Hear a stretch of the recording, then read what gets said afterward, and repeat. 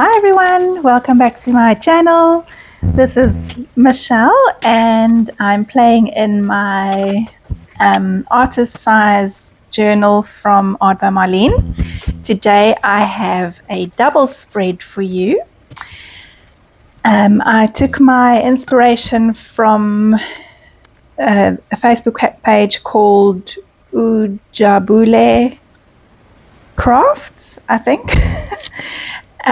They have a monthly prompt for people to follow just to keep people creating and make it a little bit easier to know kind of what to do or just a jumping off point.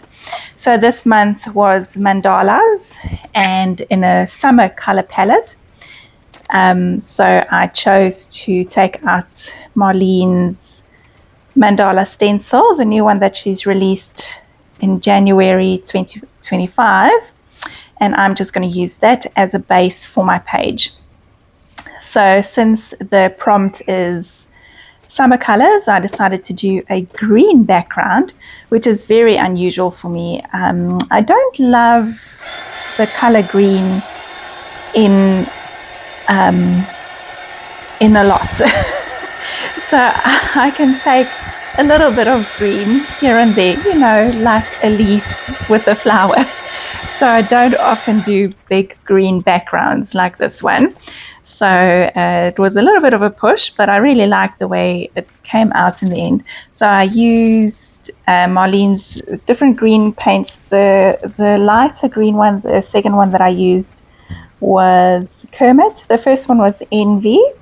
And then the third one I used the neon one, which I think is called Glow, and I mixed that with a little bit of Marlene's lace paint to create, it's kind of a pastel green, but it's got that oomph of neon as the undertone. So it is actually a really lovely color to mix together.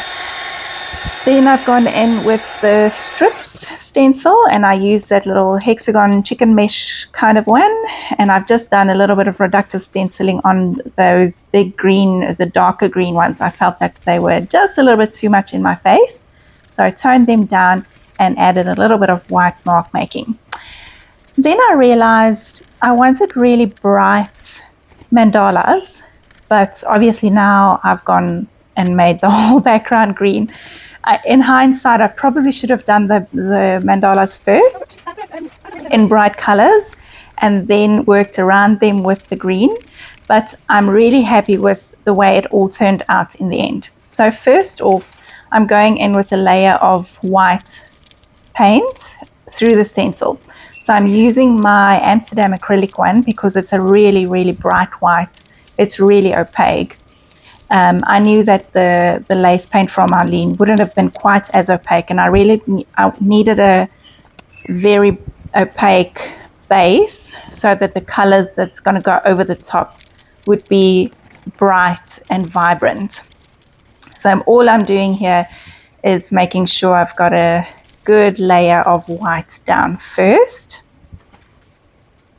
And I am really saturating my sponge to get as much white through as possible without it obviously spilling underneath the stencil. Okay, so normally I work in odd numbers, so 3 or 5. This page has 4, but it's 2 whole ones and 2 half ones. So in the end, I think it still makes sense to the brain because that third one technically is then cut in half. I really like the composition of this. I didn't feel like I needed to add one more or take one away. I think it worked out in the end. So now I'm going in with cheesy, hot curry, that is ballet and kissy, and I'm doing my first mandala. Each one of these mandalas I'm going to try and make similar but different. So I'm using these bright, vibrant summer colors, but I am mixing it up a bit. And look at that. The reveal is amazing. I really loved how that turned out. The second one, I'm going in with hot curry. Then I go in with kissy And around the edge I've gone in with red, ho ho ho, or it was orange, ho ho ho, kissy, yes, and then fuchsia. And this one is beautiful. The fuchsia and the kissy together on that green background really pops. So I know that this page looks quite bright and vibrant on camera after the editing, but actually in real life it really is this bright and vibrant. I love how it turned out. So again, now I'm going in with kissy in the center, fuchsia, and then I think I went orange around the edge.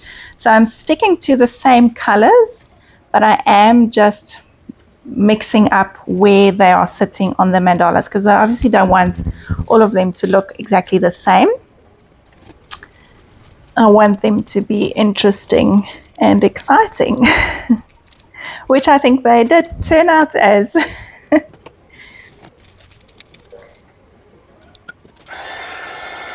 Okay, I'm giving everything a quick dry. So everything is drying really quick at the minute here where we live. It's been incredibly hot, but because I knew I was going to go over with paint pens, I wanted to make sure that those patterns and shapes are 100% dry before going over, because I really don't want to ruin my pens. So when I lifted the stencils for the second time, there was a little bit of white showing around the edges, because obviously I had the white layer there. I really liked the way that looked. It added like dimension and brightness, but it wasn't on all of them, and it wasn't all around the whole mandala. So I went in a little bit with my white pen. In the end, I did cover this up. So this step was completely unnecessary. And if I had a little bit of foresight, I probably wouldn't have done it. But I did it. It was part of the process. This page took me about an hour and a half or so, and I was really just getting lost in making these shapes and playing with the colors. It was quite a relaxing time for me. So first off, I'm going around the edges, and I'm just matching up the color that I have on the edge and extending that petally kind of shape, just making sure that it is a complete shape, because obviously that stencil mask doesn't have a border. So stenciling by the edges can get a little bit dodgy, but there's always a way to fix it, and that's what I did there. The two half ones, I'm just going over around the edge with a little bit of a scallopy kind of look, just to finish them off a bit. And now I'm going to start going in with white and all sorts of different colors. And I'm just going to try and build up the layers and the interest and add a little bit of contrast. Just, playing and playing until I've reached something that I really like. You would have seen me tapping my fingers when I had that black pen in my hand. Normally, I really love adding black to my work, but I just loved these colors so much, and I was so nervous to go in with black. So I ended up going in with a little bit of bright colors first. And then I thought, okay, let me get as much color as possible on here, and then I will go in with the black paint at the end. In the end, there's a lot of black on there, and it looks really nice. So when using really bright and vibrant colors like this, black and white really helps to pull things together. So it will add contrast, it adds definition, and when you put black or white with these bright colors, the colors just seem to pop a little bit more. It just makes them feel brighter than they really are. So if you have a really bright page and you don't know, you feel like it's not coming together, just add a little bit of black and white and see what that does for you. I'm sure that that is what most pages need.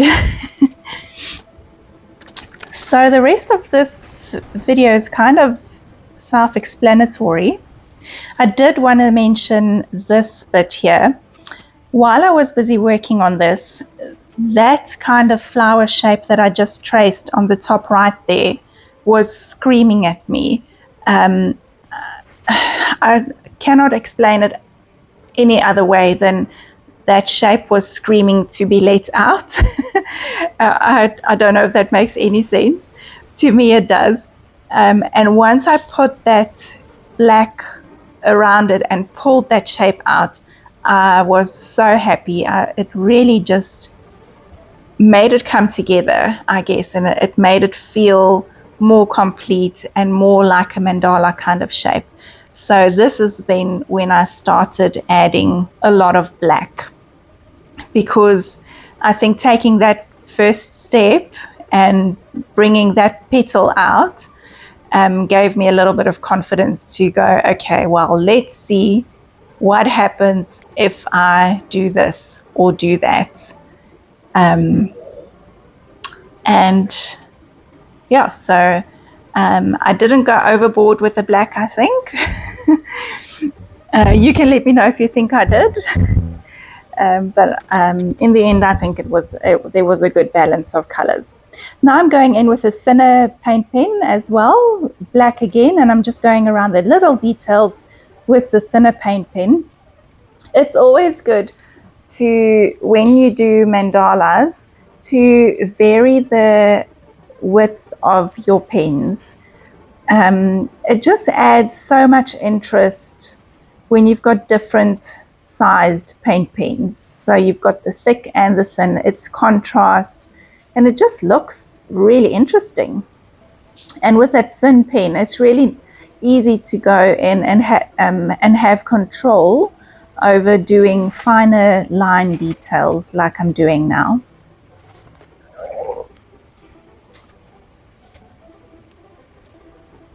So I'm just faffing around a bit and trying to get them to look a little bit more like that mandala vibe, I guess, with all the tiny line work and dots and lines and that kind of thing. So over those darker black lines, I've gone in with a thin white paint pen. I felt like they were a little bit harsh for me. So going over it with a thin white pen means the black is still there, it's just knocked back a little bit, and that white pen really is just another extra layer. So I'm going over the bigger lines, I'm adding some white details, adding a lot of white dots. I will vary the width of my pen again to add more white dots. And just on the teardrop shapes around the ends, I'm going around with white. And it just makes them look a little bit more finished off and like they belong there.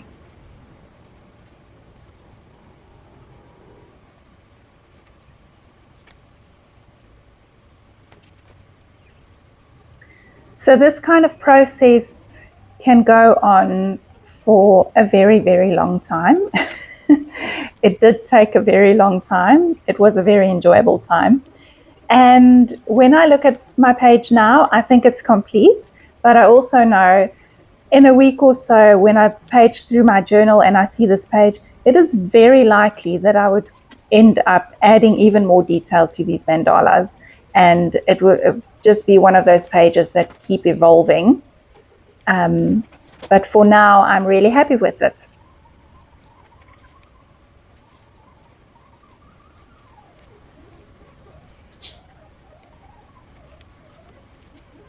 And you can see how just adding that little bit of white just brings everything forward and brings them to life. And really my shapes that I'm doing are all just lines and dots. So really, really simple. If you have this stencil to use as a base and you've got your colors down, it is really, really simple to make a nice and effective, fun page or mandala shape. I'm going in with this gibberish stamp, and I'm just stamping. First I did with my StazOn ink in green, and then I went in with black as well. Look how pretty my stencil came out. And I'm going to add a little bit of white mark making, a little bit of black mark making, and that is it for the page. I do, in the end, when I remove the masking tape at the back of the page, I do heat it up first because that loosens the glue a little bit, so I won't tear whatever's underneath there. And I'm finishing it off with a quote and scribbly lines. And that was it for this page. Please head over to the Facebook page. I will put the name in the description box below. Have a look at the prompts. You can win a prize, which is really nice. I hope to see you over there, and I will chat to you again soon. Bye.